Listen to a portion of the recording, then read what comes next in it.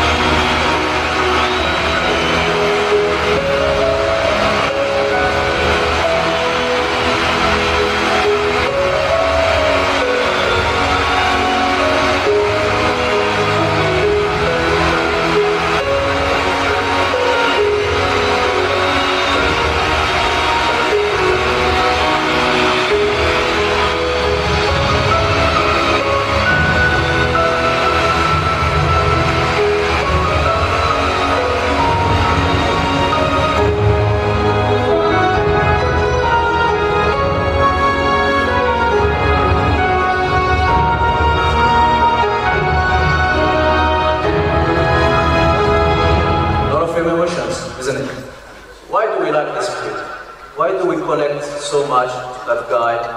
This was in the Olympic Games in Barcelona, 92. One that were born already. I was. Why do we like it? Why do we feel so much close to that guy? Because simply we like it because there was a lot of determination.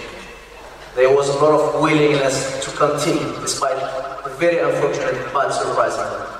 He didn't want to give up. This is why we like it. We like it because simply what he did is exceptional. Exceptional. That's a word with deep and heavy meaning. When was the last time you guys felt exceptional? You guys did something really exceptional. Think about it. When was that thing? What was that thing that you made and you said, damn, this is something exceptional? I need some interactions, no? I will tell you on your behalf, because I'm sure there was one event where all of you guys were simply exceptional. You know when was it? When I come in here. When you were babies. Simply, this is how we discovered the world. Lying on our back and seeing things around us. But is this enough when we are babies? No, we want more. We want to discover more. We want to do like others. So we start crawling around the house. Because simply the others walk, I cannot do it, but I do what I can. Because I want to discover. I'm curious about life. I'm curious about those people that are walking around me and I cannot do it. So this strong element of the babies. And then, even though we move from the bed to the floor, but this is not enough. When you are babies, it's never enough. And we do something very interesting. We go ask support for the people who knows how to walk basically. And this is why they give us a hand. So we can learn a lot of managerial things about babies as well. And when this learn, then we start walking and we are the king of the house. But among all the steps, there was one single feeling that was holding us as babies back. That was saying, maybe not now. You know what it is? Fear. Every step, we are afraid. We are afraid of falling down. We are afraid of not being capable of to do this. And we are simply afraid to not be exceptional. And maybe walking is something that only exceptional people can do. But when we are babies, we never give up. And this is why we overcome this fear. So let's now talk a little bit about the fear. On top of the babies, the extreme sport athletes are one of the people that overcome this fear even more. They are looking and seeking for fear, because this is their fuel. This is how they get the motivation. This is how they get the excitement. So when you understand what the fear is about, then you can overcome it. If we think about ourselves, of course we are not in extreme sport, but we are afraid of so many things. The number one is the change. Of course we are afraid of change. We like our comfort zone. We like to be cozy in the things that we know without going further. And this is normal. But change, in reality, is the only constant we know. The only constant is change. Change is happening every time, everywhere. Let's look around us. The seasons, same days, completely changed. Transportation, we started from walking, now flying, and then thanks to Elon Musk, maybe we'll be doing some tours in March with SpaceX. Transaction, economical transaction. We started with exchanging goods, silver and gold coins, the money that we know today, and then guess what? Crypto money. Let's change it. Or even something more simple. Look at ourselves. We are constantly changing. When I was looking at this picture this morning, I felt close to the last stage, so I decided to not wear my glasses, just to get a little bit here. So change is constant, and change is also an opportunity. If there is no change, there is no opportunities.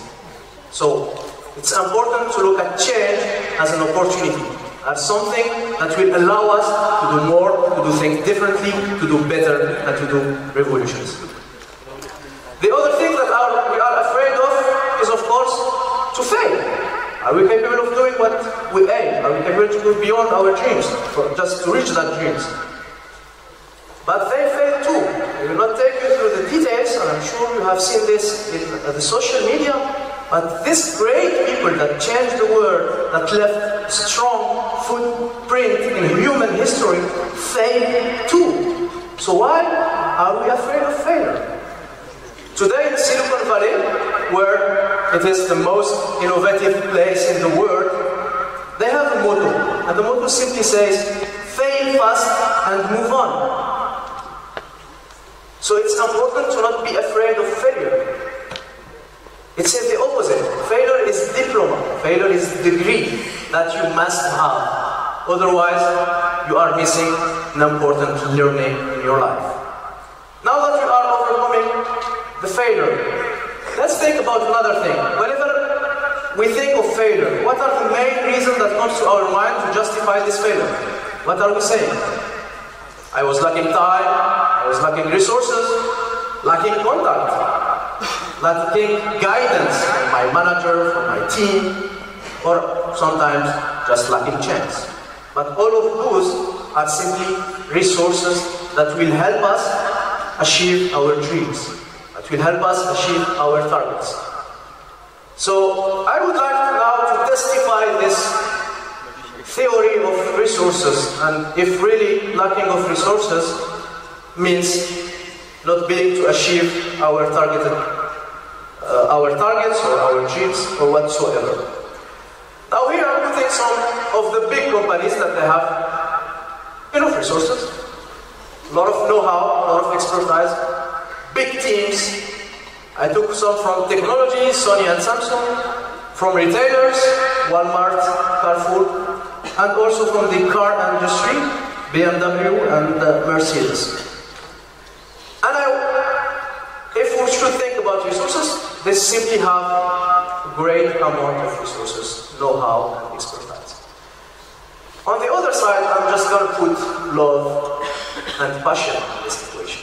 And I will compare people that have love and passion for what they do versus people that they have know-how and the resources. And the first example, you know it all, Apple. He changed the phone industry, he changed the music industry. Amazon, same thing, he completely changed the retail industry. And these two companies are simply garage startups. So basically, they started in a garage, as simple as this, with little know-how, but a lot of love and passion. And they made it all the way to compete with those giants. I will take another example, because this love and passion can be expressed in so many different ways. You all know Tesla, the electric car, right? Absolutely. And if you see that the Tesla is a little bit higher and not at the same level of Apple and Amazon, because at that time Elon Musk just sold PayPal and he had enough resources. But he expressed love differently. Tesla name is because of Nikola Tesla. I'm not sure if all of you know him, but this guy is considered as Michelangelo of the 90s. And simply when Einstein was asked how it feels to be the smartest man in the world, he said, I don't know, you need to ask Nikola Tesla. So out of this passion of Elon Musk for Tesla, he came in and he bought Tesla company because it existed before, and he said, I want you to use a patent technology from Nikola Tesla that is out from the 1896 to compete with those giants that basically are on the top of researchers, on the top of the high-tech industry. But he was so passionate about the guy, about Nikola Tesla, that he wanted to use exactly the same technology, even though it's old. And this guy simply made it out of passion and love. And he did big revolution in the electric car industry. So looking at this equation, looking at this balance between resources and passion, there is a thought that comes to my mind. We all are born with the same level of love, with the same level of passion. So if love and passion is the resources, it's an endless resources. And it's equally split among all humans. Even this little child in Africa or in Asia or in the US, we all have the same love and the same passion.